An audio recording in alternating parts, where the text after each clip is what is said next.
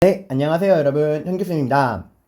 자, 여러분, 이번 시간에는요, 지난 시간, 우리가, 신라가 삼국을 통일하는 과정에 대해 공부했잖아요. 이번 시간에는 지난 시간에 이어, 그렇게 삼국을 통일한 신라, 이름하여 통일신라에 관해서 공부를 해보도록 하겠습니다. 여러분, 신라라는 나라가 역사가 우리나라에 존재했던 모든 왕조들 중에 가장 길어요. 거의 한 1000년 가까이 되는 역사를 가지고 있거든요. 오늘 우리는 그 1000년의 역사를 가진 신라 중에서도 통일 이후의 시대, 통일신라 시대를 공부해 보도록 하겠습니다. 자, 그러면 항상 선생님과 공부하는 스타일이 있죠. 숲이 아니라, 죄송합니다. 오늘 왜 이렇게 긴장했죠? 나무가 아니라 숲을 먼저 봐라. 줌 아웃 하고 줌 인. 전체적인 틀, 뼈대를 잡은 다음에 개별적인 내용으로 들어가야 한다 그랬죠. 그럼 이 어마어마한 시간을 가진 통일 신라를 우리가 어떤 식으로 공부할 것이냐, 어떤 식으로 틀을 잡고 바라볼 것이냐, 그 전체적인 개관을 먼저 하고 들어가 보도록 하겠습니다. 일단 시대 구분을 먼저 해봐야 돼요. 이제 여러분이 앞으로 뭐 통일, 신라, 고려, 조선 이런 좀 역사가 긴 단일 왕조, 한 시대를 차지하는 단일 왕조를 공부할 때는 시대 구분을 하는 게 굉장히 중요해요. 각 나라별로 이제 시대를 구분하는 기준 조금씩 다른데 신라 같은 경우는 시대 구분을 어떻게 하느냐? 바로 왕의 혈통을 기준으로 합니다. 자, 뭘 기준으로 한다고요? 왕의 혈통을 기준으로 신라의 시대를 구분합니다. 즉 혈통이라는 거 결국 뭐죠? 네, 바로 골품제를 말해요. 골품제.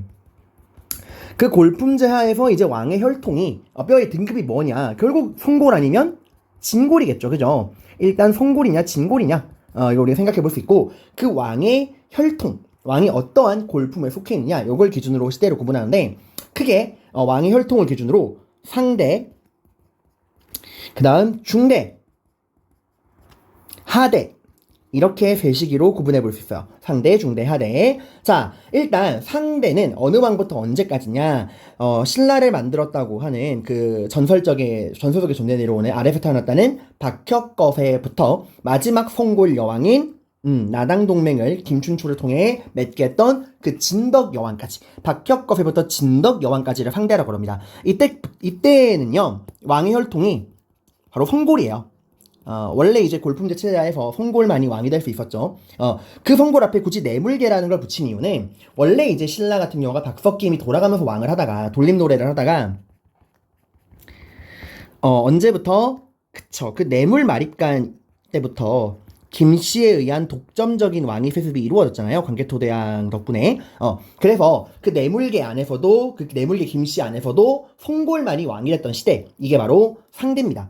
이게 보니까 박혁거세부터 진덕 여왕까지니까 주로 삼국항쟁기, 고구려 백제 신라가 병립하던 그 시기가 상대가 되겠네요. 자, 상대는 누가 왕이 됐던 시대? 그쵸, 송골이 왕이 되었던 시대에 박혁거세부터 진덕 여왕, 삼국항쟁기를 지칭하는 시기입니다.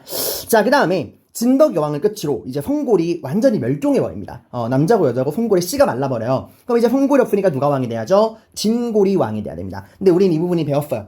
최초의 진골 출신의 왕이 바로 누구였죠? 네, 태종 무열왕 김춘추입니다. 김춘추가 어떻게 해서 그 수많은 진골들 중에 왕이 될 수 있었죠? 네, 나당 동맹을 성공시켰기 때문에 그래요. 이제 의자왕의 공격으로 위기에 빠진 신라의 숨통을 트이게 한, 나라의 운명을 구한 공을 세웠기 때문에 그 공을 인정받아서 왕이 될 수 있었던 거야. 또 이 김춘추 뒤에는 김유신이라고 하는 든든한 군사권을 쥐고 있는 서포터도 있었죠. 아무튼 이 무열왕을 시작으로, 김춘추를 시작으로 이제는 진골은 진골인데, 중대부터 이제 진골이 왕이 되는데, 어떤 진골? 그쵸, 무열왕의 직계 후손, 이 무열계 진골들만이 왕이 됐던 시대가 바로 중대입니다. 무열왕부터 해공왕까지 해서 한 126년 정도의 시간을 이제 신라 중대, 누가 왕이 됐던 시대? 무열왕의 직계 후손 진골들만 왕이 되었던 시대가 신라 중대입니다. 이 통일신라 중대죠. 이때를 우리가 전제왕권기라고 해요. 미리 말씀드리면 전제왕권이라고 하는 거는, 여러분 이제 국가 발전 단계를 공부할 때 연맹 왕국에서 고대 중앙집권 국가로 들어오면서 이제 왕의 힘이 강해진 걸 봤잖아요. 그 중앙집권 국가보다 한 단계 더 위에 있는 거야. 말 그대로 이 전제왕권이라는 건 모든 걸 왕 마음대로 할 수 있는 시기라는 거예요. 왕권이 정말 극도로 강해진 걸 이제 전제왕권이라 그러는데, 이게 가능했던 이유는 삼국 통일을 이뤄서 그래요. 여러분이 그 연맹왕국에서 중앙집권 국가로 발전해 나가는 과정에서 정복전쟁이 꼭 들어가잖아. 연맹왕국이 중앙집권 국가로 발전해 나갈 때 4단계 과정. 정복전쟁, 왕위세습, 윤력만 뽑을려 수용. 그 중에서도 정복전쟁이 모든 걸 시작이었잖아요. 조그만 정복전쟁에서 승리를 하고 영토랑 백성들만 획득해도 왕권이 강해지는데, 이거는 적당히 영토 넓힌 정도가 아니라 아예 이웃나라였던 백제랑 고구려를 무너뜨리고 한국을 통일한 거란 말이에요. 그죠? 누구도 넘볼 수 없는 어마어마한 위협을 세운 거란 말이죠. 삼국 통일 이후에 이 무열한계 직교훈들은 강력한 전제 왕권을 누리게 됩니다. 그래서 이 시기는 왕이 귀족들, 진골 귀족들을 압도하던 시기였어요. 하지만 이런 영광이 영원히 지속되리란 법은 없죠. 모든 권력이 무열계 직계훈들에게만 모이고 이 왕족을 중심으로 모든 게 돌아가다 보니까 이 소외돼 있던 다른 진골 귀족들이 불만이 생길 수밖에 없습니다. 그러다가 이렇게 막 무열왕처럼 카리스마 있는 사람들이 왕이 될 때 문제가 없지만 좀 띨띨하고 모자란 애가 왕이 되면은 불만이 터져 나오겠죠. 그게 바로 마지막 중대 마지막 왕이었던 무열왕계 직계 후손 중 마지막으로 왕이 된 해공왕이에요. 해공왕은 8살에 왕이 됐고 굉장히 좀 정서적으로 문제가 많은 굉장히 좀 무능력한 왕이었다고 합니다. 결국 해공왕은 부하들의 손에 의해서 암살당하게 돼요. 이걸 끝으로 이제 무열왕계의 직계 후손이 왕위를 하던 신라 중대는 끝이 나게 됩니다. 그리고 하대로 넘어가게 돼요. 하대는 다시 이제 내물계가 돌아오게 되는데 이제 성골은 없죠. 그죠? 그 내물계 안에서도 진골, 그러니까 간단히 말하면 이때 하대는 그냥 얘들아 이제 진골이면 누구나 왕이 될 수 있는 거예요. 그전처럼 무열왕의 직계 후손들만이 왕이 될 수 있다라는 원칙이 없어. 이제는 진골이면 누구나 왕이 될 수 있어. 원칙이 하나 있긴 합니다. 뭐죠? 힘센 놈이 장땡이 시대가 온 거예요. 그러니까 애초에 해공왕이라고 하는 정통성 있는 왕이 신하의 그 반란으로 죽었잖아. 그 이후부터는 정말 대혼란의 시대예요. 이제는 힘 있는 자는 누구나 왕이 될 수 있는 진골 귀족들 간의 치열한 왕위 쟁탈전, 왕위 계승 분쟁이 벌어지게 돼요. 이 하대가 이 선덕왕부터 경순왕까지인데 이때 얼마나 혼란이 심했느냐? 150년 동안 왕이 20명이 바뀌어요. 이게 얼마나 말이 안 되는 얘기냐면 왕 한 명당 8년을 재위를 못했다는 거야, 평균적으로. 여러분 알다시피 왕이라고 하는 건 대통령이 아니에요. 임기가 정해져 있나요? 없습니다. 왕은 종신이에요. 죽을 때까지 하는 거란 말이야. 근데 그 왕이 임기를 8년을 못 채웠다? 이거는 그냥 왕이 되면 또 죽고 죽이는 반란과 하극상의 시대였다라는 거야. 대하극상의 시대. 굉장히 혼란스럽겠죠. 그래서 이때 이제 신라가 무너지게 돼요. 그러면 이제 후삼국기가 돌아오게 되는데 이 신라 하대는 이제 왕이 허수아비가 되고 귀족들이 날뛰던 시대라고 볼 수 있습니다. 자, 이렇게 신라는 정리하면 크게 왕의 혈통을 기준으로 상대, 중대, 하대로 나눈다. 상대는 누가 왕이 되던 시대, 내물계 안에서도 성골이 왕이 되던 시대, 박혁거세부터 진덕여왕, 삼국항쟁기를 지칭하고요.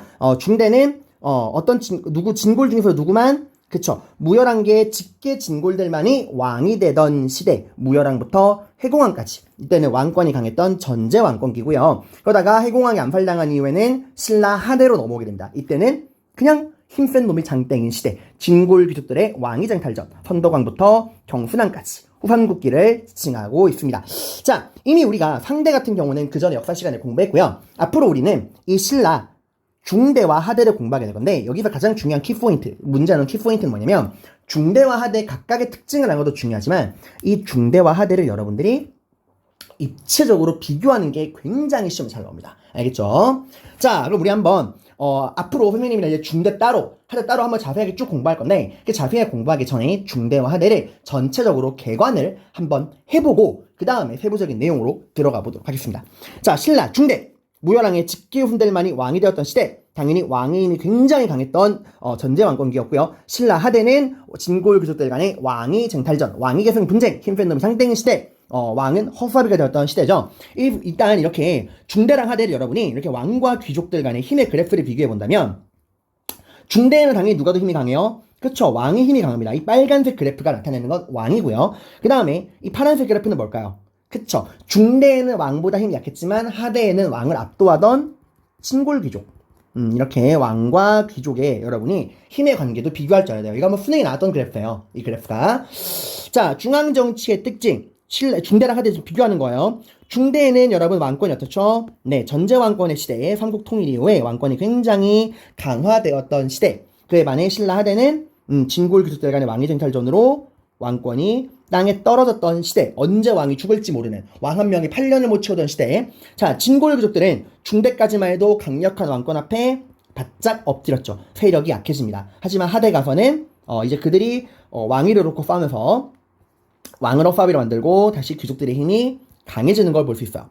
자, 그럼 우리가 여기서 주목해 볼 건 육두품입니다. 우리 그 골품제를 공부할 때 골품제라고 하는 게 그 지배층만을 대상으로 한 신분제였고요. 이제 신라가 연맹왕국에서 중앙집권 국가로 발전해나가는 과정에서 그 지방의 군장 세력을 중앙 귀족으로 편성하는 과정에서 지배층을 세부적으로 나누던 지배층만을 대상으로 한 굉장히 차별적이고 폐쇄적인 신분제도였다는 거 기억하실 거예요. 정치뿐만 아니라 일상생활을 모두 규제를 했습니다. 자, 그 중에서도 이제 어떻게 구분했죠? 지배층을 성골, 진골, 그 다음에 육두품부터 일두품까지. 근데 이제 3두품에서 1두품은 평민이랑 다를 바가 없었고요. 실질적인 지배층은 6, 5, 4두품까지였고, 이 중에서 가장 불만이 많았던 게, 그쵸, 한 끗 차이로 모든 걸 잃은 바로 육두품이에요, 여러분들. 육두품. 사실 성골은 금방 사라지고, 그리고 진골이 지금 왕도 해먹고 모든 거 다 해먹잖아요. 그죠? 이 육두품들이 이제 불만이 많았단 말이야. 근데 이 육두품이 어떤 행동을 보이느냐가 되게 중요합니다. 일단 신라 중대까지만 해도요, 육두품은 굉장히 만족하면서 지냈어요. 왜냐? 지금 보면 신라 중대에는 왕의 힘이 굉장히 강하고 왕이 귀족들을 압도하고 있는 시대잖아. 근데 아무리 왕이라 그래도 나라 일을 혼자서 모두 처리할 수 있나요? 아니죠. 혼자서 귀족 모두를 견제할 수 있어요? 아니란 말이야. 왕을 도와서 왕의 손발이 되어줄 왕의 수족이 필요하단 말이야. 그 왕이 누굴 택했을까? 적의 적은 나의 친구라는 말이 있잖아요. 바로 누구죠? 네, 이 진골족들에게 불만을 가지고 있는 이 육두품들, 얘들을 적극적으로 왕이 등용을 합니다. 그 육두품들이 이 신라 중대까지만 해도 이 강력한 전제 왕권에서 이제 왕권과 결탁을 해가지고 왕권을 뒷받침하게 돼요. 이제 왕권과 결탁해서 왕권을 뒷받침하는 역할을 하게 됩니다. 왕권을 뒷받침하게 돼요. 왕의 정치적인 조언자 역할을 대칭하면서 행정적인 실무를 담당을 하게 되고요. 이때 대표적으로 하게 했던 육두품들의 이름을 알아두세요. 이게 중대 육두품이랑 하대 육두품은 여러분이 구분해야 돼요. 강수라고 하는 사람, 이 사람이 이제 외교문서, 그 나당 동맹과 나당 전쟁 과정에서 다양한 외교문서를 담당했던 사람이었고요. 설총은 그 유명한 승려, 좀 나중에 배울 원효의 아들입니다. 어떻게 승려가 아들을 낳나요? 좀 이따 설명해 드릴게요. 이 사람은 한자의 음과 뜻을 빌려서 이제 우리말을 표기하는 이두를 정리했고요. 꽃들의 왕이라고 하는 화왕계라고 하는 책을 접근합니다. 이 책은 그냥 비유법이에요. 꽃들의 세계가 있는데 이제 그 꽃의 왕이 이쁜 장미꽃만 사랑하는 거야. 그러니까 이제 늙은 할미꽃이 와서 어째고 왕께서는 겉모습만 보고 사람을 그 꽃들을 판단하십니까? 라고 그 이야기를 해서 꽃의 왕이 굉장히 뉘우쳤다라는 이야기를 했어. 이건 뭐야? 그치? 왕한테 하는 말이야. 신분이 아니라 그 사람의 자질과 능력을 보고 뽑아라. 우리 육두품 확실하게 밀어달라. 라고 이제 어필하는 거죠, 여러분. 다만 여기서 주의할 점은 골품제가 사라진 건 아니라는 거예요. 여전히 골품제는 존재합니다. 골품제에서 규정하고 있는 그 골품들 간의 관직 승진의 상한선도 여전히 제한이 걸려 있어요. 사라진 게 아니에요, 여러분. 그거 오해하면 안 돼. 골품제가 폐지된 건 아니야. 다만 그 골품제가 폐지된 건 아니지만 그 골품제라는 틀 안에서 육두품이 본인들의 능력을 발휘할 수 있는 만큼 마음껏 발휘하고 있었다라는 거야. 다만 이게 누가 보기엔 이제 꼴사납죠? 그쵸, 진골들이 보기엔 꼴사납죠. 그래서 신라 하대 진골들이 왕을 압도하던 시대에 가면은 이제 이 육두품들이 중앙 정치에서 배제되기 시작합니다. 쫓겨나요. 그러면서 이제 얘들이 이런 골품제의 모순을 비판하기 시작합니다. 그러니까 그전에는 이 골품제의 모순이 있었다고 해도 그래도 그 틀 안에서라도 꿈을 펼칠 수 있었는데 이젠 아예 그 골품제에서 정해놓은 규정조차도 진골들이 양보를 안 해주는 거예요. 그래서 이 골품제 모순을 비판을 하면서 점차 이 신라라는 틀 안에서는 희망이 없다. 아예 이 골품제라고 하는 이 신라라고 하는 나라 자체를 깨부셔야겠다라고 생각을 하게 돼요. 그래서 신라 하대 육두품들은 중대 육두품과는 다른 행보를 보여. 아까 보면 중대 육두품들은 왕의 정치적인 조언자나 행정실무 역할을 했죠. 하대 육두품들은 대표적인 육두품들이 최치원. 이 사람은 이제 신라 하대 진성여왕 때 나왔던 사람인데 이 사람은 나라를 이제 시무십조로 올려요. 이 사람이 이제 당나라에 건너가서 당나라에는 그 당시에 외국인을 대상으로 하는 과거인 빈공과가 있었어요. 그 빈공과에 급제한 굉장히 뛰어난 엘리트야.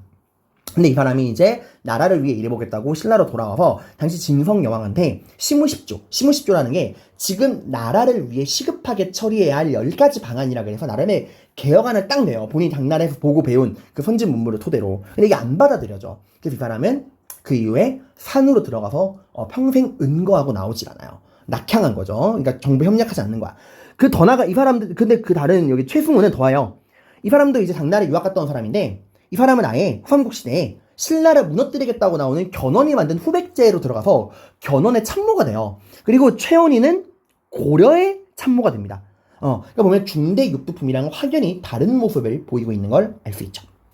자, 그 다음에 중요 정치기구. 이거 정말 중요한 건데요. 자, 그 신라에 여러분들 두 가지의 정치기구가 있습니다. 집사부랑 화백회의라는 게 있어요.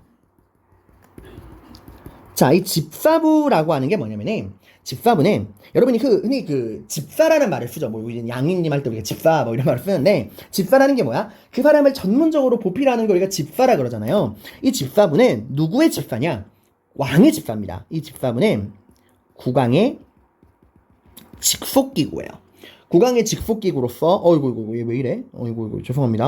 갑자기 굵어졌어요. 자기 마음대로. 네. 국왕의 직속기구로서 왕권을 뒷받침하는 기구입니다. 국왕의 직속기구로서 왕권을 뒷받침하는 기구예요. 그리고 이 집사부의 대표, 집사부는 관청 이름입니다. 국왕의 직속기구인 비서실 같은 거라 보시면 돼요. 그 주광의 왕권을 뒷받침하는 국왕의 직속기구인 비서실을 집사부라고 그러고 이 집사부의 대표를 시중, 다른 말로는 중시라고도 이야기를 합니다. 자, 그럼 화백회의는 뭐냐? 이건 이미 배웠어요. 화백회의라고 하는 거는 귀족회의 기구예요. 각각 있어죠. 고구려의 제가회의, 백제의 정사함회의, 신라의 화백회의가 있는데 얘들은 귀족들이 자기들의 이제 그 이권을 논의하기 위한 기구고 이거는 왕권이 아니라 귀족권을 뒷받침하는 여기다 쓰면 좀 안 되겠다. 이 화백회의는 귀족들의 회의 기구고요. 귀족권을 뒷받침하는 기구입니다. 이 화백회의의 최고 대빵을 우리가 대등, 상대등 이 법흥왕이 설치했던 관직이잖아요. 상대등이라고 합니다. 자, 그럼 여러분 국왕의 직속기구인 왕권을 뒷받침하는 집사부 시중과 귀족회의 기구로 귀족권을 뒷받침하는 화백회의 상대등 이들의 힘의 관계가 어떨까요? 당연히 신라 중대에는 그렇죠. 국왕의 직속기구인 집사부가 나라 일을 처리하고 화백회의와 상대등을 압도하는 모습을 보입니다. 다만 신라 하대는요. 네. 이 귀족들의 회의기구인 화백회의와 상대등이 국왕의 직속기구인 집사부와 시중을 압도하는 모습을 보이고 있어요. 자, 여러분 이거 하나 주의할 점은 이 집사부랑 시중이 국왕의 직속기구라 그래가지고 그럼 집사부랑 이 시중은 육두품들이 구성되어 있겠네요? 아닙니다. 제가 아까 그랬죠. 골품제가 폐지된 게 아니에요, 여러분들. 여전히 육두품들은 이런 상위 간직에는 오를 수가 없어. 화백회의에 참석하는 귀족들이나 그 화백회의 대표 상대등이나 국왕의 직속기구인 집사부와 여기 있는 시중이나 다 진골이에요. 그럼 진골인데 왜 왕의 편을 들어요? 여러분 모든 진골 귀족이 다 왕에게 저항하는 거 아니야. 그렇지 않아요? 100%가 동의하는 건 있을 수가 없어. 진골 귀족들 중에서도 이제 친왕파, 왕을 따르는 세력이 있고 왕과 좀 반대되는 세력이 있잖아요. 그 중에서 이제 왕을 따르는 진골 귀족들을 가지고 이 집사부를 만들고 거기 대표로 진골 귀족 중에서도 시중에 임명이 되는 거고 마찬가지로 왕에게 저항하는 사람들, 왕과 좀 반대되는 의견을 가진 사람들이 화백회의랑 상대등으로 가게 되는 거예요. 육두품은 안타깝지만 이런 시중이나 상대등이 될 수 없습니다. 얘들은 실무직이에요. 자, 그럼 우리 왕과 진골귀족과 육두품의 관계를 한번 설명해 볼까요? 일단 진골귀족과 왕은 네 대립하는 사이고요. 진골귀족의 육두품도 네 대립하는 사이입니다. 그래서 누가 지금 손을 잡고 있어요? 네, 왕과 육두품이 손을 잡고 있죠, 여러분들. 이 육두품이 왕권과 결탁하여 왕권을 뒷받침하면서 왕의 정치적인 조언자로 행정실무를 처리하면서 그들의 꿈을 펼치고 있죠. 강수나 설총. 자, 근데 이게 어떻게 돼요? 하대 가면은 네, 여전히 왕과 진골 귀족은 대립하고 있고 진골귀족과 육두품이 대립하고 있지만 문제는 더 이상 왕이 육두품을 챙겨줄 수가 있어 없어? 없어요. 이 진골귀족들의 견제에 의해서 육두품들이 완전히 중앙정치에서 배제되기 시작합니다. 그 얘들이 반신라적 경향을 띈다고 했었죠, 여러분들. 자, 이 육두품에게 누가 눈에 들어오느냐? 신라 하대 가면 이 진골귀족들 간의 왕위쟁탈전, 이 왕위계승 분쟁이 치열해지면서 중앙정치가 굉장히 혼란에 빠져요. 당연히 이렇게 중앙정치가 혼란에 빠지니까 지방에 대한 통제가 돼야 하는데 안 된단 말이야. 이러면서 지방에 성장한 새로운 세력이 바로 누구냐? 호족입니다. 얘들이 이제 지방의 실질적인 지배자로서요. 지방에 세금도 걷고 그 돈으로 군대도 기르고 스스로를 성주와 장군이라 부르는 지방의 실질적인 무력을 갖고 있던 세력이었어요. 육두품들은 브레인이잖아. 그래서 근데 뭐가 부족해? 힘이 부족하잖아. 근데 호족들은 힘은 있지만 뭐가 부족해요? 브레인이 부족하단 말이야. 그래서 육두품과 호족들이 신라 하대에 힘을 합치게 됩니다. 반신라적 경향을 보이게 돼요. 그러면서 얘들이 나중에 뭘 만들죠? 결국 이 육두품과 호족이 고려를 건국하는 세력이 되는 거예요. 자, 그 다음에 경제적인 기반을 살펴볼 건데, 여러분 이거 되게 중요한 개념입니다. 뒤에 나올 거지만 지금 확실하게 알아두셔야 돼요. 자, 여러분, 선생님은 공무원이에요. 그죠? 선생님은 이제 공무원이니까 어디로부터 월급 받아요? 네, 국가가 저에게 월급을 줍니다. 한 달에 한 번씩 이제 현금으로 선생님 계좌로 들어와요. 물론 들어오자마자 선생님의 그 집안에 계신 내무부 장관님께 다 돌아가지만 어쨌건 저는 국가의 공직을 수행하는 대가로서 매달 월급을 돈으로 받고 있습니다. 자, 그러면 그 시대의 귀족이나 공무원들, 그 시대의 국가를 위해 복무하는 관직에 복무하는 사람들도 당연히 국가로부터 그 대가를 받았겠죠. 근데 그게 지금처럼 막 인터넷 뱅킹으로 돈을 쏴주는 게 아니라 그 당시에는 농업사회다 보니까 모든 부의 근원이 다 토지에 있습니다. 토지를 줍니다. 자, 관직 복무의 대가로 주는 토지의 종류가 두 종류가 있어요. 꼭 알아두세요. 관료전과 노급이라고 하는 게 있습니다. 자, 이걸 뭐 때문에 준다고요? 네, 관직 복무의 대가로 주는 거예요. 그냥 주는 게 아니라 아무한테나 주는 게 아니라 그러니까 공무원들에게 주는 거야. 국가를 위해서 관직에 복무하는 사람들에게 관직 복무의 대가로 주는 그 토지를 우리가 뭐라 부르는 거예요? 관료전 혹은 노급이라고 부르는데 이 둘의 차이가 뭐냐면 지급해주는 혜택이 달라요. 자, 이때는 지금처럼 뭐 돈을 주는 게 아니라 무슨 권한을 주냐? 참고로 지금 제가 토지를 준다 그랬는데 이 토지도 그 땅을 진짜로 주는 게 아니에요. 그러니까 소유권을 주는 게 아니라 수조권을 줍니다. 자, 뭘 준다고요? 네, 관직 복무의 대가로 관료전이랑 노급이라는 토지를 관리들에게 주는데 이게 그 땅의 소유권을 주는 게 아니라 수조권을 준다고요. 자, 잘 들으세요. 잘 들어야 되더라. 이 수조권이라는 게 뭐냐면은 거들 조, 세금 조. 세금을 거들 권리를 준다는 거예요. 그러니까 이걸 치면은 제가 여러분 반 담임이에요. 제가 여러분 반 담임이면은 국가가 이제 나한테 월급을 어떻게 주냐면은 너가 지금 2학년 8반 담임이니까 현규야, 넌 국가의 공무원이고 관직에 복무하고 있잖니? 이제 월급을 어떻게 줄 거냐면은 너가 2학년 8반 담임이잖아. 너가 이제 2학년 8반 아이들의 등록금을 너가 대신 걷어. 그러니까 국가가 걷어야 되는 세금, 2학년 8반 아이들에게 국가가 걷어야 되는 등록금을 너가 대신 걷어서 그 너가 2학년 8반 아이들에게 걷은 등록금을 너의 월급으로 써. 이거예요. 그러니까 관료전이나 노급이나 관직 복무의 대가로 토지를 주는데 그 땅의 소유권을 주는 거 아니야. 왜냐면 그 땅에는 만약에 뭐 여기 A 동네라고 하는 땅을 받으면 그 땅에는 이미 살고 있는 사람들, 자기 나름대로 땅을 가지고 있는 사람들 있잖아. 그 사람들 다 나가라고 할 수 없잖아요. 그러니까 그 땅에서 나오는 세금을 거들 권리를 주는 거야, 공무원들한테. 자, 근데 그럼 똑같이 수조권을 주는 거면 똑같이 부르면 되지. 왜 관료전 노급 구분합니까? 기본적으로 국가를 위해서 관직 복무의 대가로 그 땅에서 나오는 세금을 거둘 수 있는 권리인 수조권을 준다는 점에서 관료전과 노급은 동일하지만 노급은 짱짱한 게요. 수조권만 주는 게 아니에요.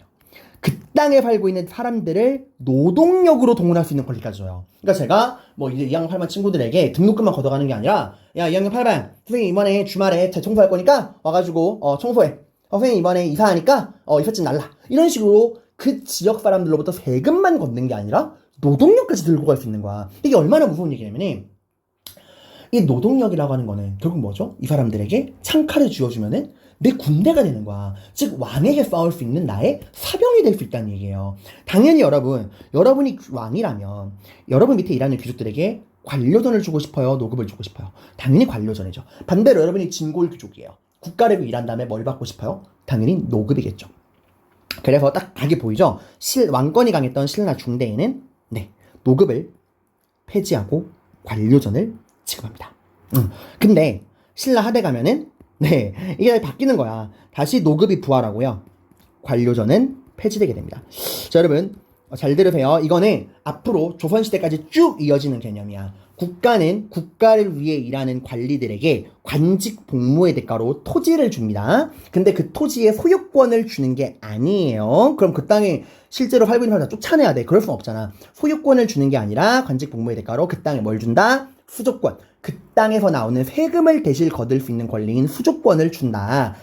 그거 가지고 이제 관료전 노급이라 그러는데 관료전은 수조권만 주는 거고 노급은 수조권에다가 노동력까지 증발할 수 있는 권리를 주는 것이다. 그래서 여러분이 신라 중대에는 관료전이 지급되고 노급이 폐지되고 하대에는 노급이 부활하고 관료전이 폐지되는 모습을 알 수 있습니다.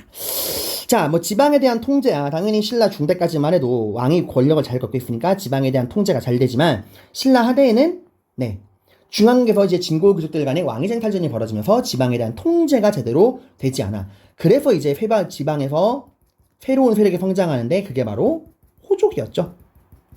자, 그리고 사상도 다른데요. 신라 중대에는 기본적으로 유학이라고 하는 거 그전부터 계속 존재해왔죠. 그 유학이 왜 왕이 좋아하냐면은 유학에서 강조하는 2대 이념이 있잖아요. 부모에게 효도하고 왕에게 충성하라. 이 부모에 대한 효가 결국 국가와 왕에 대한 충으로 연결된단 말이야. 그래가지고 굉장히 그 지배층, 특히 왕이 되게 좋아하는 사상이고요. 이 유학을 더 전문적으로 보급하기 위해서 국학이라고 하는 학교를 신라 중대에 건립하게 됩니다. 그러니까 이런 유교적인 이념을 가지고 있는 왕에게 충성하는 능력 있는 인재를 길러내기 위한 거야. 이게 뭐랑 비슷해요? 고구려 후수리망이 뭘 만들었죠? 네, 태학을 만들었잖아. 그런 거 비슷한 거예요. 자, 그리고 불교도 여전히 유행을 하게 되는데 여러분 여기 교회 다니는 친구들은 이해가 빠를 건데 교회에도 보면 감리교, 장로교, 뭐 침례교에서 같은 기독교 안에도 교파가 되게 여러 개잖아요. 불교도 마찬가지입니다. 불교라고 하는 큰 테두리 안에 여러 개의 교파가 있어요. 대표적으로 교종과 선종이라고 하는 두 개의 교파가 있습니다. 교종은요, 여기 앞에 이걸 기억하면 돼요. 즉, 뭘 강조하냐? 교리를 강조하는 종파예요. 그러니까 이 교종에서는 모든 불교의 그 목적은요, 깨달음을 얻어서 부처님이 되는 거예요. 근데 이 불교에서는 그 깨달음을 얻는 길이 어디 있다고 보느냐? 경전 속에. 그 어려운 한자랑 그 인도 산스크리트로 적혀져 있는 그 경전, 부처님의 말씀을 기록해 놓은 그 경전, 그 경전 속에 깨달음의 길이 있다. 그 경전을 열심히 읽고 그 경전 속에 담겨 있는 그 어려운 교리, 이거를 해박하게 공부해야지만 깨달음을 얻어서 부처님이 될 수 있다라고 하는 게 교종이에요. 여러분, 그 시대에 그런 불교 경전을 사가지고 그 어려운 한자랑 또 그 당시 경전이 인도 경전은 산스크리트로 돼 있단 말이야. 그 어려운 한자랑 산스크리트어로 되어 있는 그 어려운 경전을 읽고 교리를 연구한다? 이거는 일반 평민들은 꿈도 못 꾸는 이야기예요. 그거 누구만 가능한 거죠? 네, 귀족들밖에 가능하지가 않아. 그래서 이 교종은 경전과 교리를 중시하고요. 당연히 귀족들의 권위를 굉장히 세워주는 종파예요. 평민들과의 구분점이 나오는 거죠. 귀족들이 굉장히 좋아했고 신라 사회가 안정돼 있던 이 신라 중대의 교종이 굉장히 유행을 하게 됩니다. 근데 신라 하대로 넘어가게 되면은 상황이 변합니다. 불교부터 볼게요. 새로운 이제 불교, 그 교종과 좀 반대되는 선종이라고 하는 종파가 있어요. 물론 선종 자체는 신라 중대에 들어왔지만 사회가 안정돼 있을 때는 별다른 유행을 못 듭니다. 왜냐면 선종은 교종이랑 생각이 달라. 깨달음은 책에 글자로 나와 있는 게 아니다. 깨달음은 우리 마음속에 있다. 그러니까 누구나 자기 마음을 들여다보기만 하면, 애초에 마음의 깨달음이 그 길이 있다면 책을 볼 게 아니라 뭘 봐야죠? 내 마음을 봐야죠. 누구나 자신의 마음만 잘 들여다본다면 그곳에 깨달음을 얻어서 부처가 될 길이 있다. 즉 책을 볼 게 아니라 너의 마음을 먼저 봐라. 마음을 어떻게 보죠? 네, 기도하고 명상해야죠. 참선과 수양, 이런 실천, 이런 걸 하게 되면은 굳이 어려운 책을 읽지 않아도 열심히 명상하고 내 마음을 들여다보면은 어느 순간 깨달음이 번쩍 와서 부처가 될 수 있다. 야, 너도 부처 될 수 있어, 이거예요. 당연히 이거 누가 좋아하죠? 어려운 경전을 읽지 못하는 일반 서민들이 좋아하겠죠. 그리고 애초에 선종은 진골 귀족들의 권위를 존중해주는 게 아니야. 봐봐, 이 선종에 의하면 귀족이나 평민이나 똑같은 출발선에 있는 거예요. 그죠? 진골 귀족들의 권위를 깔아뭉개는 게 선종이야. 당연히 누가 좋아요? 신라 하대의 이 귀족들과 대립하는 육두품이랑 호족들이 굉장히 좋아합니다. 왜냐면 진골 귀족들의 권위를 깔아뭉갤 수 있고 본인들도 귀족을 뛰어넘고서 부처가 될 수 있다라는 그 용기를 주는 거거든요. 그래서 이 선종은 이 진골 귀족들의 간의 왕위 전쟁이 심해지면서 신라의 중앙정부의 통제력이 약해지는 신라 하대에 유행을 하게 됩니다. 그래서 교종이냐 선종이냐 이거 여러분들이 확실하게 알아두셔야 합니다.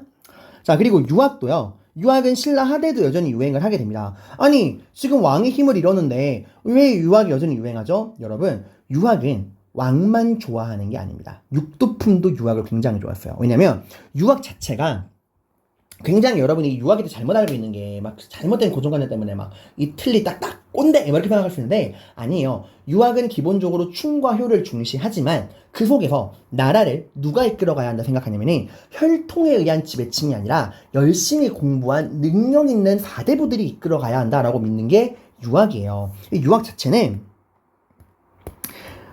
신분보다 능력을 강조합니다. 그래서 우리가 그 유학의 끝판왕이라 부르는 조선시대 보면 어때요? 귀족이 아니야. 양반이잖아. 양반은 과거 시험을 통과한 무반과 문반을 통칭하는 말이에요. 그러니까 이때는 혈통이 아니라 본인의 능력으로 과거 시험을 통과한 사람만이 지배층이 될 수 있다. 그게 유학에서 가장 바라는 궁극적인 모습이거든. 그러니까 신분이 아니라 능력을 중시하는 게 이 유학이에요. 당연히 이런 유학을 누가 좋아하죠? 예, 골품제에서 희생당하고 있는 육두품이 좋아하는 거야. 반대로 진골 귀족은 그렇게까지 좋아하진 않아요. 자, 아무튼 이 유학은 신라 하대에 여전히 육두품들이 굉장히 좋아하고 육두품들은 이 유학에 근거해서 새로운 정치인요. 신분이 아니라 혈통, 골품이 아니라 능력으로 사람을 뽑아야 한다라고 이야기하게 되고요. 이게 하대에 어느 정도 먹혀서 그 당시 이제 하대 나중에 배우겠지만 원성왕이라는 왕이 독서선품과라고 하는 과거제 비스무리한 걸 시행하려고 해요. 독서선품과가 뭐냐면은 신라 중대에 만든 이 국학 있죠. 유학을 가르치는 학교인 국학. 이 국학 졸업생들을 대상으로 시험을 보는 거야. 국학 졸업생을 대상으로 시험을 봐서 그 등급을 상중하로 나눈 다음에 졸업시험을 치고 상중하로 등급을 나누고 그걸 가지고 관리에 임명하려고 했던 거야. 다만 이건 제대로 돼 안 돼? 효과는 없습니다. 왜? 이걸 모두 가로막고 있는 게 뭐예요? 골품제죠, 여러분. 진골 귀족들은 이미 태어날 때부터 최고 관직에 올라갈 수 있는데 뭐하러 공부를 하고 뭐하러 테스트를 봅니까? 그래서 이게 거부당하게 됩니다. 그래서 더 불만이 쌓이는 거예요. 그리고 신라 하대에 가면은 풍수지리설이라는 것도 엄청나게 유행해요. 이거는 도선이라고 하는 승려가 이제 신라 하대에 들여오게 되는데 풍수지리설에 오는 애들이 막 그런 말 하잖아. 아, 이거 터가 안 좋아. 아, 이거 이거 터가 안 좋아가지고 가위 눌리나? 이런 말 하잖아요. 말 그대로 풍수, 바람과 물, 산, 강 같은 인간을 둘러싸고 있는 자연환경이 인간의 운명에 영향을 준다 이거야. 그러니까 막 배산임수라 그래가지고 이 나를 둘러싸고 있는 자연환경에 지세에 따라서 우리의 운명이 달라진다라고 하는 건데 이게 왜 또 중요하냐? 풍수지리설이 이렇게 말합니다. 지금 신라 하대에 지금 왜 이렇게 신라가 어려움에 빠졌느냐? 그거는 신라의 수도인 금성, 경주에 흐르는 그 지세가 그 경주를 둘러싸고 있는 기운이 땅의 기운이 다 쇠락했기 때문이다. 이제 경주에 흐르는 기운이 지방으로 흩어졌다라는 거야. 즉 경주를 중심으로 한 국토관념에서 벗어나서 지방 중심의 국토관념을 제시하는 거야. 그럼 이제 생각하는 거죠. 지방의 근거지 두고 있는 게 누구야? 호족들이잖아. 얘들 생각하는 거야. 그럼 경주가 아니면 그 경주에 흐르는 기운이 어쩌면 내가 살고 있는 지역으로 오지 않았을까? 라고 생각을 하게 되는 거예요. 그래서 이게 중대와 하대의 사상을 여러분이 또 비교를 해보셔야 됩니다. 그 다음에 이 중요 사건도 나중에 배울 건데 신라 중대에는 김음돌의 난이라는 반란이 발생을 합니다. 이게 이제 신문왕 때 있었던 일인데 이거는 성공적으로 진압을 하고요. 이 반란을 계기로 신문왕은 진골 귀족을 숙청하고 왕권이 굉장히 강해지게 됩니다. 근데 신라 하대 가면은 나라가 너무 어지러워져요. 그 반란을 제대로 진압이 잘 안 돼. 이때는 반란이 굉장히 많이 일어나는데 지배층의 난 중에 김원창의 난과 장보고의 난이 있어요. 김원창은 웅주 도독이었는데 자기 아빠가 왕이 안 됐다고 싫어해요. 왕이 안 됐다고 반란을 일으켰고요. 장보고는 뒤에 자세하게 배울 거지만 이 사람은 해상 세력이에요. 지방에 있는 해상 군인인데 이 사람도 왕위 계승 분쟁이 떠들어서 난을 일으킵니다. 이건 둘 다 왕권의 약화를 불러와요. 같은 반란이라도 신라 중대 김음돌에 나는 왕권 강하지만 신라 하대 김원창 장보고에 나는 왕권 약화로 이어진다라는 거. 그다음 피지배층들도 난을 일으킵니다. 농민 반란 원종 애노의 난. 그리고 적고적의 난. 적고적이라는 건 붉은 바지를 입은 도적단이라는 거예요. 신라 수도까지 위협할 정도로 반란이 심했다라는 얘기가 나옵니다. 자, 여기 신라 중대와 하대 왕의 직속기구이자 왕의 그 왕권을 뒷받침하는 집사부 시중, 귀족회의 기구로 교체권을 뒷받침하는 화백회의 상대 등, 그리고 관직 복무의 대가로 지급되는 토지의 종류, 수조권만 주는 관료전, 수조권에다가 세금 걷는 걸린 수조권에다가 노동력 징발권까지 주는 노급, 이 둘을 비교하는 거 여기 나오니까 여러분이 한번 보시고요. 옆에 선생님이 각종 자료들에 대한 설명도 친절하게 다 달아놨으니까 여기 보시고 노급과 관료전 굉장히 중요한 개념이니까 여러분이 보시기를 바랍니다. 자, 그럼 우리 이제 전체적인 개관, 아웃라인 잡았고요. 사실 이것만 잘 이해했어도 여러분이 대략적인 내용 다 끝난 거야. 이제 중대랑 하대를 세부적으로 들어가 보도록 하겠습니다. 자, 통일신라 중대 전제왕권 이때 이제 특징을 볼게요. 자, 통일신라 중대부터 살펴보겠습니다. 중대가 어떤 시대라고요? 왕의 혈통을 기준으로 구분한다고 했죠. 중대는 누가 왕이 됐던 시대? 네, 진골 중에서도 무열왕의 직계후분 진골들만이 왕이 되었던 시대. 특징은 전제 왕권, 왕이 귀족을 찍어 눌렀던 시대입니다. 자, 이때 우리가 중요한 일단 왕들을 보면서 흐름을 한번 쭉 볼 건데요. 무열왕과 문무왕을 배웠죠. 무열왕, 최초의 진골 출신의 왕, 김춘추. 이 사람이 이제 나당 동맹을 성공을 시켰고요. 진덕여왕 때. 이때만 해도 이제 진덕여왕 밑에 있었죠. 당태종과 동맹을 성공을 시키고 그 다음 무열왕이 되어서 백제를 멸망시키고 삼국통일의 기반을 마련합니다. 제가 뭐 배웠던 거고요. 이 사람이 만든 중요한 기구 중에 하나가 뭐냐면은 여러분 어쨌건 최초의 진골 출신 왕이야. 다른 진골들이 김춘추를 바라보는 시선이 어떨까요? 나도 진골인데? 나도 왕이 될 수 있지 않을까라는 생각을 한단 말이야, 얘들아. 그래서 무열왕은 왕권을 강화하고 본인에게 불만을 갖고 있는 진골 귀족들을 골라내기 위해 사정부라고 하는 기구를 만들어요. 살핀다. 무엇을? 올바름을 살피는 기구야. 그러니까 감시기구예요. 중앙에 있는 관리들을 감찰하기 위한 기구로 사정부를 만듭니다. 자, 그 다음에 무열왕은 죽고요. 그 다음 이제 왕이 된 게 그 아들 김범민, 문무왕이죠. 어떤 의미에서는 아버지보다 더 뛰어난 아들이라고 볼 수 있어요. 이 문무왕은 이제 아버지의 뒤를 이어서 고구려를 멸망을 시키고요. 그 다음에 나당 전쟁에서도 이제 매소성 기벌포 전투에서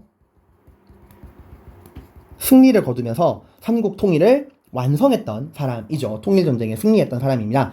당연히 이때 왕권이 더욱더 강해지겠죠. 삼국을 통일했으니까. 자, 이 사람은 아버지에 이어서 또 이제 아버지는 중앙관리를 감찰하기 위한 기구인 사정부를 만들었다면 이 문무왕은 범위를 넓힙니다. 이제 중앙에만 관리가 있는 게 아니죠. 누구도 있죠? 지방을 있잖아. 넓어진 땅에 많은 지방관리들이 있을 거니까 이 지방관리들 중에서도 불만을 가진 사람이 없는가 파악하기 위해서 외사정 이라고 하는 지방관리를 감찰하기 위한 기구를 만듭니다. 자, 그리고 이 사람은 특이한 게요. 무덤이 육지에 없어요. 무슨 말이냐면은 이 사람의 자기 유언이 뭐였냐면은 죽을 때 내가 죽으면 나의 시체를 화장하여 동해바다에 뿌려다오. 내가 용이 되어서 이 바다 건너 나라를 침략해오는 저 왜구들을 막아내겠다 라고 유언을 남깁니다. 그래서 그의 유언대로 그의 무덤은 지금도 그 바닷가에 있어요. 이게 우리나라 최초의 수중릉이거든. 대왕암이라고 하는 그 바위에다가 이제 그 문무왕의 그 시체를 화장한 다음에 거기다 뿌립니다. 이걸 이제 우리가 문무왕릉이라고 이야기를 해요. 대왕암, 일본의 침략을 방어하겠다라고 했던 거죠. 자, 그 다음에 이 문무왕의 아들 무열왕의 손자 신문왕, 이 사람이 정말 신문 잘한다. 우리가 이제 오늘 배울 신라 중대의 여러 가지 체제 정비는 다 이 사람이 한 거예요. 뉴스페이퍼 킹, 신문왕, 전제왕권의 완성. 정말 이렇게도 쉽지 않아요. 아버지보다 아들이 뛰어나고요. 그 아들보다 또 아들이 또 뛰어난 경우는 참 드물어요. 3대가 다 뛰어난 왕이었습니다. 자, 신문왕이 왕이 되었을 때 신라 상황이 어때요? 네, 삼국을 통일했습니다. 영토가 무진장 넓어졌고요. 이제 더 이상 전쟁은 없어요. 당나라마저 물리쳤습니다. 정치적인 안정이 찾아오게 되겠죠. 당연히 전쟁의 걱정 없이 백성들은 아무런 걱정 없이 열심히 농사를 지을 수 있게 되고요. 당연히 인구도 폭발적으로 증가하게 됩니다. 그러니까 국가의 체급이 넓어지게 된 거야. 그러니까 사람으로 치면은 이제 유아기에서 청소년기를 넘어서 성인기로 순식간에 덩치가 빵 커진 겁니다. 당연히 그 이전에 내가 키가 커지고 몸무게가 늘었으면은 이전에 있던 옷을 입을 수 있어요, 없어요? 없죠. 이제 나의 체급에 맞는 새로운 옷이 필요합니다. 그래서 신문왕의 과제 3가지가 있어. 일단 늘어난 체급에 맞게 새로운 통치 체제가 필요합니다. 이제 삼국 중에 하나인 신라가 아니야. 통일 신라란 말이야. 모든 삼국을 아우르는 통일 신라로서의 새로운 중앙, 지방, 군사, 토지 제도가 필요하게 되고요. 이제 신라만이 아니에요. 고구려인과 백제인이 들어왔잖아. 그 민족을 하나로 융합, 고구려, 백제, 신라를 하나로 융합해야 되는 3만 1통. 이 지역 감정을 없애야 한단 말이죠. 그리고 왕권 강화. 전제 왕권을 확립해야 하는 과제가 있었는데 이거를 신문왕은 성공적으로 수행합니다. 자, 어떻게 수행하게 되느냐 좀 이따 살펴볼 거고요. 이 신문왕이 쌓아놓은 왕권이 절정에 또 올랐던 게 성덕왕이에요. 이때는 어떤 기록이 있냐. 성덕왕은 사실 이것 때문에 우리가 공부하는 거야. 백성들에게 정전을 지급했다라는 기록이 있어요. 자, 이건 뭐냐. 이건 진짜 국가가 막 토지개혁을 해서 진짜 막 그 땅이 없는 사람이 땅을 나눠줬냐? 그건 아니고요. 이건 어떤 의미냐면은 열흘에 얘들아 수많은 지역에 백성들이 이미 자기들 땅이 다 있잖아. 얘들아 막 여기 뭐 A 지역에도 땅이 있고 막 백성들이 이렇게 딱 각각의 지역마다 땅을 갖고 있잖아요. 그죠? 그거를 국가가 인정해 준 거야. 그러니까 원래 백성들이 소유하고 있던 땅, 그 땅의 소유권을 국가가 공식적으로 인정해 준 거야. 근데 그 인정해 줄 때 이 땅은 이현규의 땅, 유재석의 땅 이런 식으로 해주는 게 아니라 다 왕의 땅이다. 그러니까 내가 왕으로서 원래 이 신라의 모든 땅은 왕의 땅. 이게 바로 전통적인 왕토사상이에요. 왕토사상. 모든 땅은 왕의 것이다. 다 내 건데 내가 자비로운 마음으로 나의 땅에서 일하고 있는 살고 있는 너희 백성들이 갖고 있는 그 땅의 소유권을 인정해 주노라 라는 거야. 그러니까 원래 백성들이 소유하고 있던 토지를 인정해 준 겁니다. 왕토사상의 표현이요. 이거는 뭐야? 국가가 그만큼 백성과 토지에 대한 장악력이 강해졌다라는 거를 보여주는 거예요, 여러분들. 그러니까 왕권이 강해지고 토지 지배력이 드러나면서 정전을 지급했다는 거는 백성들이 원래 소유하고 있던 토지를 적어드릴게요. 백성들이 원래 소유하고 있던 토지를 인정해 준 겁니다. 이게 왕토사상이에요. 자, 그리고 외교적으로 이게 이제 신라가 삼국을 통일하는 과정에서 당나라랑 싸워가지고 당나라에 물리치긴 했지만 그 당나라랑 완전 원수가 돼버렸잖아. 근데 국가적인 차원에서 언제까지 아시아의 최강국이자 가장 뛰어난 선진 문화를 가지고 있는 당나라랑 교류하지 않고 이렇게 냉전 관계를 유지할 수 없단 말이에요. 그 당나라와의 관계를 회복한 게 또 성덕왕입니다. 그게 가능했던 이유가 나중에 배우겠지만 남북국 시대 이때 이제 북쪽에요 고구려를 계승한 고구려 유민 대조영이 중심이 된 발해란 나라가 만들어지게 되고 이 발해랑 당나라가 되게 많이 싸워요. 당시 발해에 대조영의 아들 무왕이 왕이 됐는데 이름부터가 무왕이에요. 이 사람이 이제 당나라의 등주를 산둥반도를 선제 공격할 정도로 당나라랑 치열하게 싸웠던 사람이거든. 그 당나라가 이제 이 발해를 견제하기 위해 무왕을 견제하기 위해서 성덕왕에게 도움을 요청합니다. 당신이 만약 군대를 끌고서 남쪽에서 발해를 괴롭혀준다면 우리가 당신네 신라와의 관계를 회복하겠다. 이래서 당나라가 그 발해 무왕을 공격해달라는 요청을 성덕왕이 수락을 해서 실제로 군대를 보내요. 물론 제대로 싸우지 못합니다. 막 눈 내리고 이래가지고 돌아오긴 하지만 어차피 요청을 수용하면서 이걸 계기로 당나라랑 다시 친선 관계가 확립되게 됩니다. 자, 그런데 이런 빛나는 순간도 점점점 저물어가게 됩니다. 왜냐면 결국 권력이라고 하는 게 조화와 균형인데 너무 이 무열왕의 직계 진골들에게만 권력이 모이다 보니까 다른 진골들이 반발을 굉장히 심하게 해요. 그래서 이 중대 말기예요. 이때 이미 진골 그룹들의 반발로 노급이 부활하게 됩니다. 그러니까 노급이 부활하게 된 건 엄밀히 말하면 중대 말기예요. 이때부터 이제 수조권뿐만 아니라 수조권뿐만 아니라 노동력을 증발할 수 있던 노급이 부활하게 되고 관료전, 수조권만 주던 관료전은 사라지게 돼요. 자, 경동왕대는 위기입니다. 이 위기를 극복하기 위해서 문화에 집중해요. 이게 뭐랑 비슷하죠, 여러분들? 누굴 떠올리면 돼요? 우리 선덕여왕 떠올리면 돼. 선덕여왕 때 어땠죠? 의자왕의 침략으로 대하성 뺏겨, 고구려 연개소문 보장왕한테 도움을 요청하려고 김춘추 보냈는데 고구려가 한강 요구해서 그것도 실패. 이런 식으로 이제 뭐가 되는 게 없으니까 왕권이 약해진단 말이야. 그래서 이거를 극복하고 체제를 정비하고 왕권을 강화하기 위해서 문화산업에 집중했죠.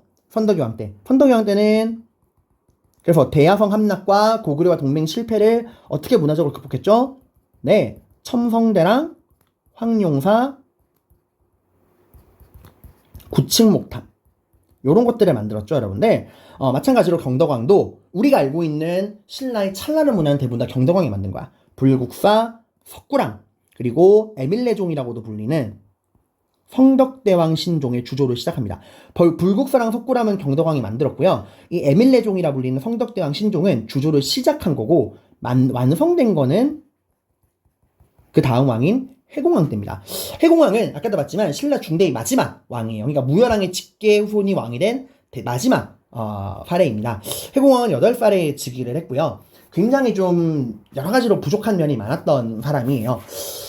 아마 그 성 정체성에 혼란을 많이 느꼈던 사람인 것 같아. 이 사람이 이제 기록에 보면은 왕이 되고 늘 여자의 옷을 입고 화장을 하고 소꿉놀이를 즐겨 했다라는 기록이 있어요. 물론 어린아이였다면 참 귀엽기도 하고 안쓰럽기도 하고 치료를 해줘야겠지만 그냥 왕이잖아. 왕이 이런 모습을 보이니까 어때요? 권위가 살아 안 살아? 안 산단 말이야. 그 이제 진골규수들이 만만하게 보고 회공왕을 죽여버립니다. 그러면서 신라 중대가 끝나게 되고 이제 진골규수들 간의 치열한 왕위 쟁탈전 하대로 넘어가게 됩니다. 자, 그 다음에 우리는 여기서 이제 뭘 볼 거냐? 이 신문왕 때 있었던 이 통치체제 정비와 민족융합책 이 부분의 내용을 살펴볼 겁니다. 신라 중대의 통치체제 정비 거의 다 신문왕 때 있었던 일이에요. 살펴볼게요. 중앙, 다음 지방, 군사, 토지 이렇게 민족융합책 나눠볼 건데 우선 중앙은요. 아까도 잠깐 말했지만 신문왕이 왕이 됐을 때 큰 반란이 있었어요. 김음돌의 난이라는 게 있었는데 이 김음돌이 누구냐면 놀랍게도 신문왕의 장인입니다. 장인어른이 반란을 일으킨 거예요. 그러니까 장인이라는 얘기는 이 사람 자체가 되게 그 신문왕 입장에서는 가족에게 배신을 당한 거죠. 이 사람이 얼마나 대단한 사람이었냐면 문무왕의 그러니까 신문왕의 아버지인 문무왕의 측근이었어요. 이 사람이 그 통일전쟁, 신라의 통일전쟁을 수행했던 장군이야. 통일전쟁의 영웅이었어요. 이제 고구려를 멸망시켰던 선봉장에 섰던 사람이야. 그러니까 문무왕의 오른팔이기도 했고 통일전쟁의 주인공이기도 했고 왕의 장인이기도 했으니 권력이 얼마나 막강했겠어요. 이제 김음돌이 신문왕이 왕이 되고 나니까 뭐야 내가 왕이 돼도 되지 않을까? 내가 쟤보다 못한 게 뭐야? 이래가지고 반란을 일으켰어요. 그것도 왕이 즉위한 다음날 반란을 일으켰습니다. 하지만 신문왕은 침착하게 이 장인이자 진골의 대표였던 김음돌의 난을 진압을 하게 되고 이걸 계기로 조금이라도 관련돼 있는 진골들을 다 잡아서 다 죽여버립니다. 이걸 계기로 왕권이 엄청나게 강화되고요. 이걸 계기로 이제 왕의 직속 기구이자 왕권을 뒷받침하는 집사부와 시중이 귀족들의 회의기구인 화백회의와 상대 등을 압도하는 모습을 보이게 됩니다. 그리고 이 진골 귀족들을 견제하기 위해서 육두품들을 적극적으로 등용을 하게 되면서 육두품들이 왕의 정치적인 조언자랑 행정 실무를 담당하는 역할을 하게 돼요. 다 아까 말했죠. 골품제가 폐지된 건 아닙니다. 그리고 왕에게 충성하는 능력 있는 인재들을 길러내기 위해서 국학을 설립을 하게 됩니다. 그걸 만든 게 다 이 신문왕 때예요. 또 이때 신문왕의 이런 강력한 왕권을 보여주는 유물이 있는데 이게 뭐냐면은 아까 선생님이 문무왕이 그 자기가 죽은 다음에 날 일본을 막는 용이 되겠다 이래가지고 문무왕릉 이게 동해바다에 있다 그랬죠. 그 이제 신문왕이 자기 아버지 생각하면 참 마음이 안쓰럽기도 하고 너무 고마운 거야. 그래서 이 동해바다 문무왕릉 그 바위가 보이는 곳에다가 절을 하나 지어요. 바로 뭐냐면 감은사. 감사합니다. 우리 아버지 문무왕의 은혜에 감사하는 절. 이래서 여기 적을게요. 감은사라고 하는 이렇게 적지 말고 이렇게 해줍니다. 감은사라고 하는 절을 짓습니다. 자, 그리고 이제 그 절에서 열심히 이제 막 그 아버지를 기려주고 있는데 하루는 갑자기 바다에서 용이 푹 하고 나타나는 거야. 그 용이 이제 다 왕한테 오더니 대나무 조각을 딱 내밀더니 이 대나무를 깎아서 피리를 만들면 한번 피리를 샥 불면은 파도도 잠잠해지고 뭐든지 잘 되고 발라도 진압이 되고 모든 문제가 다 해결될 것이다 라는 이야기를 해요. 그래서 이제 신문왕이 그 용이 준 그 대나무를 깎아서 피리를 만드는데 그 피리가 바로 만파식적이야. 만 개의 파도를 잠잠하게 하는 피리라는 건데 기록에 따르면 이 피리만 불면은 나라의 모든 문제가 다 해결됐대요. 당연히 개뻥이죠 여러분. 이런 피리가 어디 있어요. 그런 피리 있으면 나부터 사고 싶어. 이건 뭐야? 그 정도로 피리 한 발만 불면 모든 문제가 해결된다라고 할 정도로 왕권이 막강했다라는 거야. 그 왕권을 상징하는 가문사와 만파식적. 이거 특히 가문사랑 만파식적은 이 문무왕릉이랑 연결해서 여러분이 알아두세요. 만드는 시기 구분하셔야 됩니다. 자, 그 다음에 지방제도부터 보겠습니다. 자, 지방. 넓어진 땅을 어떻게 관리를 했을까요? 크게 신라는 지방을 구주로 나누게 됩니다. 자, 그리고 그 밑에 군현, 촌으로 나누게 되는데 이거 어려워할 필요 없어요. 이거 지금 우리 생각해 볼까요? 지금 우리가 살고 있는 곳, 예를 들어서 경기도, 수원시, 장안구, 아무데나 되는 거예요. 조원동.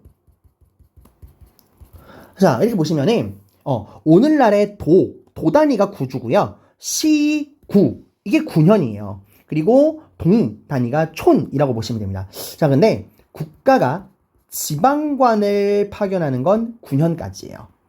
이 촌 단위에는 국가가 지방관을 파견하지 않습니다. 그럼 이 촌은 누가 다스리냐? 이 촌은 촌주라 그래가지고 그 지역의 토착 세력이 다스려요. 여러분 오늘날도 이거 마찬가지예요. 동네 시골 가면 동네 이장님 있잖아. 동반장, 이반장. 그건 공무원이 아니에요, 여러분들. 그냥 그 말에서 뽑는 거잖아. 마찬가지입니다, 여러분들. 그러니까 국가는 이 주와 군현까지만 지방관을 보내고 말단 단위인 촌 단위에는 지방관이 아니라 촌주라 그래서 그 지역의 토착 세력이 다스리는 모습을 보이고 있다라는 건데 여기서 우리가 주목할 점은 이 구주입니다. 오늘날은 대한민국 8개의 도로 나눠져 있죠. 이때는 신라는 어떻게 신라를 9개의 주로 나누었느냐? 자, 보시면 여기 이렇게 막 주가 나와 있는데 이 한주, 삭주, 명주는 옛날 고구려 땅이야. 그러니까 이 한주, 삭주, 명주 3개의 주는 옛 고구려 영토 그쪽 지방에 만든 주예요. 그리고 여기 옹주, 전주, 무주는요. 그러고 보니까 이게 어디 같아요? 그쵸. 여기는 바로 여기 있는 3개의 주는 옛날 백제 땅입니다. 옛날 백제 영토. 그리고 여기 상주, 강주, 양주는 여기 있는 3개의 주는 옛날 신라 영토예요. 자, 그러니까 이건 뭐예요, 여러분? 자, 지금 보면은 고구려 땅, 백제 땅, 신라 땅에다가 각각 3개의 주를 설치하고 있죠. 동등하게 차별하지 않고서. 이건 뭐야? 행정 단위를 편성할 때 이렇게 공평하게 편성해 준다는 건 우리 신라는 고구려, 백제를 차별할 마음이 없다라는 거예요. 바로 민족 융합책입니다. 자, 그리고 여러분 오늘날에 보면은 이렇게 도, 구, 시, 구 이런 것도 있지만 오늘날에도 특별구역이 있죠.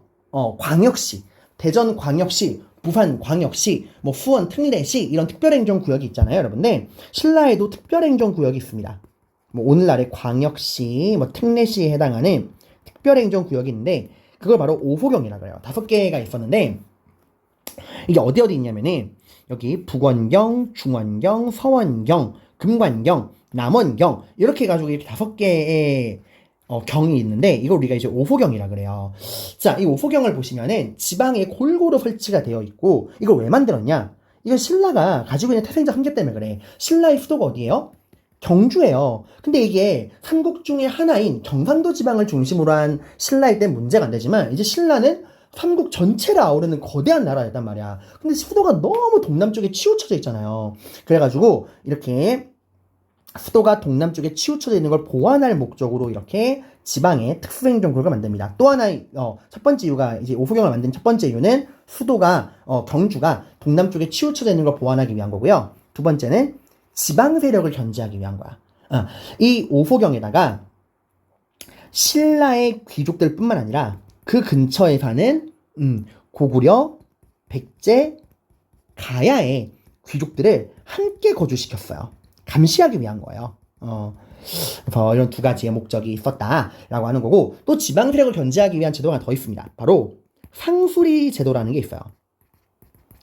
상수리 제도는 인질 제도예요. 그러니까 이 지방 세력을 통제하기 위한 건데 그 지방의 세력가인 아들을 유학의 명목으로 수도인 경주로 불러들이는 거야. 그러니까 이건 뭐예요? 너 반란 일으키면 수도에 있는 네 아들 확 죽여버린다? 이거예요, 여러분. 그러니까 겉으로는 유학이지만 사실상 인질입니다.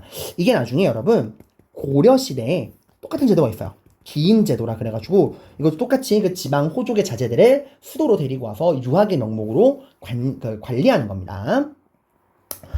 자, 이렇게 봤고요. 그다음 군사 제도를 보시면은 신라는 크게 이제 수도로 금성을 지키는 중앙군과 지방을 지키는 지방군이 있는데 당연히 어디가 더 중요하죠? 당연히 왕이 있는 수도를 지키는 중앙군이 더 중요합니다. 근데 이 중앙군을 구서당 9개의 부대로 편성을 했어요. 구서당이라는 게 뭐 녹금 서당 이래가지고 그 9개의 색깔, 그러니까 그 군복 솜에 있는 색깔로 9개의 부대를 나눈 건데 뭐 그것까지는 알 필요 없고요. 그냥 9개의 부대가 있었다라는 건데 진짜 중요한 포인트는 이거야. 왕을 지키는, 수도를 지키는 군대인데요. 신라인뿐만 아니라 고구려, 백제, 말갈인들까지도 포함을 시켰어요. 즉 이것도 뭐야? 수도를 지키는 왕을 지키는 군대에 이런 다양한 인종을 포함시키겠다는 건 역시 민족을 하나로 융합하겠다라는 거를 보여주는 거죠. 그 다음에 지방군은 십정이라 그래가지고 십정이라고 하는 부대가 있는데 이건 총 10개의 부대인데요. 아까 쌤이 신라가 총 9개의 주가 있다고 했죠. 옛 고구려, 백제, 신라 땅에 각각 3개씩 구주에 일정씩을 배치합니다. 쌤 그러면 10정이 아니라 9정인데요? 한 정이 남는데 그거는 어디 배치하냐? 여기 보시면은 여기 한 주 있죠. 여기에만 다른 지역이랑 다르게 2정을 배치합니다. 왜 그럴까요? 한 주는 일단 국경지방이고 땅이 제일 넓죠. 그리고 중요한 거는 한강유역을 포함하고 있다는 거야. 그래서 이 가장 중요한 국경지대이자 한강을 포함하고 있는 한 주에만 2정을 배치했다 정도만 알아두시면 됩니다. 자, 그 다음에 토지. 이건 이미 배웠어요. 공무원들에게 귀족들에게 국가를 위해 일하는 관직 복무의 대가로 토지를 지급하는데 여기서 중요한 포인트는 그 토지를 소유권을 주는 건 아니라는 거야. 왜냐면 소유권을 주면 말이 안 돼요. 그럼 그 땅에 살고 있는 사람들 쫓아내야 돼. 그럴 수 없잖아. 소유권이 아니라 그 땅에 살고 있는 사람들에게 국가를 대신하여 뭘 거둘 수 있는 권리? 세금을 거둘 수 있는 권리인 수조권을 준다.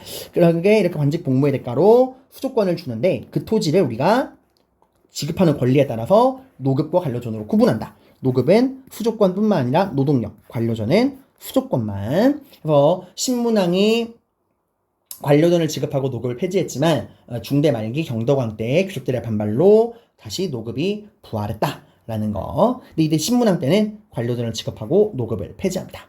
자, 그 다음에 민족융합책 방금 봤죠? 중앙군인 구서당에 신라인들뿐만 아니라 고구려, 백제, 말간인을 포함시켰다. 그리고 지방을 구주로 나눌 때 고구려, 백제, 신라 영토에 각각 3개씩 또 고구려, 백제 귀족들을 골품제에 편입해서 관등을 수여하는 모습을 보이고 있다 라는 거고요. 자, 그 다음에 마지막 신라 중대의 마지막인데 이 민정문서라는 거. 집중해요 여러분들. 이 부분 양이 좀 많은데 제가 사실 빨리 끝낼 수 있는데 그러고 싶지 않아서 선생님이 여러분이 만날 수 있는 시험에 다 대비가 되게 하고 싶어서 나올 수 있는 건 다 정리를 해드리는 겁니다. 이 민정문서라는 거는 신라 장적이라고도 하는데 한마디로 세금 문서예요. 그러니까 신라가 지방사회를 얼마나 체계적으로 관리를 했고 거기서 어떤 식으로 세금을 걷었는가 알 수 있는 굉장히 중요한 문서입니다. 이게 발견된 건 일본이에요. 일본의 그 도다이사라는 절에 정창원이라는 창고에 발견했는데 아마 이제 훔쳐갔겠죠 애들이 일제강점기 때. 근데 이건데 중요한 거는 기록자가 누구냐? 공무원 관리가 아닙니다. 선생님 아까 국가가 지방 단위에서 이 구주와 9년까지만 지방관을 파견하고 이 촌 단위에는 지방관을 파견하지 않는다. 촌 단위는 그 토착 세력인 촌주가 다스린다라고 이야기했죠. 이 민정문서는 그 지역의 토착 세력인 촌주가 기록을 했어요. 관리가 아니라 그 지역의 토착 세력인 촌주가 관리했고 기록 주기는 중요한 포인트예요. 변동사항을 1년마다 조사하긴 합니다. 근데 이제 그거를 업데이트하는 거는 언제냐? 3년이에요. 이해하죠? 그러니까 1년마다 조사를 하고 매년 이제 조사를 하고 그거를 기록하는 거는 3년 단위로 업데이트 기록을 했다라는 거예요. 여기 나와 있는 촌락이 4개의 촌락이 나와요. 그 서원경, 오소경 중에 하나였던 서원경에 있던 뭐 서해점촌, 사라지촌 등 4개의 촌락에 대한 내용이 담겨져 있는데, 그럼 여기서 어떤 내용들이 기록이 되어 있냐? 토지, 기본적인 토지의 면적, 그리고 남녀별 인구수, 그리고 소와 말, 가축의 수, 그 다음에 나무, 그것도 나무도 뽕나무, 잣나무, 호두나무 등 종류별로 다 구분했어요. 나무의 수. 이렇게 세부적으로 관리한 이유가 뭐죠? 복지를 위한 게 아닙니다. 세금을 걷기 위한 행정 자료예요. 자, 그러면 어떤 식으로 이 내용들을 세부적으로 관리했느냐? 이 기준, 이게 되게 중요한데, 일단 사람, 그 시대 가장 중요한 사람들이죠. 사람은 일단 남녀, 성별을 구분을 하고요. 그 다음에 신분에 따라서 노비들도 따로 구분을 합니다. 그리고 남녀를 성별을 구분을 하고요. 그 다음에 연령별로, 나이별로 6등급으로 나누어가지고 구분을 해요. 어떻게 해요? 이거까지 알 필요 없습니다. 그냥 연령대를 6등급으로 나누었다. 몇 살부터 몇 살까지 이런 식으로 나눴다는 거 알면 되는데, 중요한 거는 나이나 이름 같은 거는 기록하지 않고요. 그냥 남녀 성별에 따라서 그 연령대별로 6등급으로 나누어 기록했다 정도만 아시면 됩니다. 그리고 여러분, 사람들이 모여 살면은 한 가족, 한 집이 되죠. 그걸 우리가 뭐라 그래요? 호단이라 그래요. 한 집, 호도 따로 관리를 합니다. 이 호는 그 집안의 사람의 많고 적음을 가지고 9등급으로 나눴다고 해요. 그러니까 상상호, 하하호. 가장 많은 사람이 사는 집은 상상호, 가장 적은 사람이 사는 집은 하하호예요. 여러분, 자, 사람은 개인을 지금 파악하고 있는 거고, 그 사람들이 모여서 한 가정을 이루잖아. 그 가정을 호라고 합니다. 달라요, 여러분. 근데 여기서 중요한 점은 그 호를 구분하는 기준이 뭐라고요? 사람이라고요. 그러니까 재산이 아니라 사람으로 구분한다고요. 그러니까 상상호와 하하호를 나누는 기준이 돈 많은 집, 돈 적은 집, 그게 아니라 얼마나 그 집안에 사람이 많이 살고 있냐. 재산이 아니라 사람의 많고 적음에 따라서 9등급, 상상, 그 다음에 하하로 나누었다라고 하는 거예요. 그 다음에 토지는 크기와 종류만 기록을 하고 있습니다. 비옥도나 증감에 대한 기록은 하고 있지 않아요. 그러니까 생각보다 사람보다 토지를 관리하는 게 좀 느슨한 걸 알 수 있죠. 이거는 그 당시가 아무래도 생산력이 낮다 보니까 토지보다 그 토지에 살고 있는 사람들이 더 노동력으로 살 가치가 있었다라는 걸 또 알 수 있죠. 여기 나와 있는 토지 종류가 4개 종류가 있는데, 관모전, 이건 이제 국가 관청에서 소유하고 있는 토지고요. 그다음 내시령답은 관료전, 국가의 그 관직 공무의 대가로 관리에게 주는 땅이 관료전이고요. 그다음 면수유답은 민정, 정전 기억나죠? 백성의 땅인데 국가가 소유권을 인정해 준 거였죠. 이거 언제였죠? 성덕왕 때. 왕토사상에 의거해서 실제로 백성들이 갖고 있는 그 토지의 소유권을 인정해 준 겁니다. 국가가 보장해 주는 거예요. 국가의 토지 소유 그 관리 능력이 굉장히 올라갔다는 걸 볼 수 있죠. 그리고 촌주이다. 촌주의 땅. 촌주도 이렇게 나라를 위해 일을 하니까 국가에서 땅을 줬습니다. 그래서 호구수나 가축이나 나무수에 관한 증감 기록은 있는데, 토지는 증감 기록은 나와 있지 않아요. 자, 이렇게 해서 여러분, 이 민정문서는 이 어떤 내용으로 어떤 기준으로 적혀 있는가 되게 중요하니까 여러분이 잘 알아두시기를 바랍니다. 여기 뒤에 선생님이 오늘 배운 내용에 대한 탐구 자료와 빈칸 채우기 문제 다 실어놨어요. 자, 오늘 우리가 신라 중대와 하대를 비교를 했고, 그 중에서도 이 중대 전제왕권기에 어떤 식으로 신라가 체제를 정비했는가에 대해서 공부를 했습니다. 다음 시간에는 여기 프린터가 되게 많아요. 여러분, 제가 그냥 신라를 하나에 묶었어요. 하대, 신라 하대 혼란기를 살펴보러 가보도록 하겠습니다. 고생 많으셨습니다.